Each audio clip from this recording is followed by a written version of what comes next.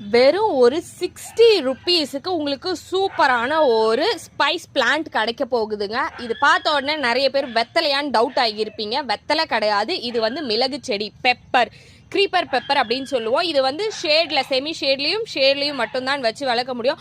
நீங்கள் வந்து தென்னை மரம் வச்சுருக்கீங்கன்னா அந்த தென்னை மரம் பக்கம் பிளேஸ் பண்ணிட்டீங்கன்னா சூப்பராக கொடி தென்னை மரத்துலேயே ஏறி பயங்கரமாக உங்களுக்கு காய்கள் வைக்க ஆரம்பிச்சிடும். காய்கள் வச்சு ட்ரை ஆகிற ஸ்டேஜில் நீங்கள் அதை பறிச்சுட்டு காய வச்சுட்டு நீங்கள் டைரெக்டாக யூஸ் பண்ணிக்கலாம். நம்ம சமையலில் யூஸ் பண்ணுற பெப்பர் தாங்க.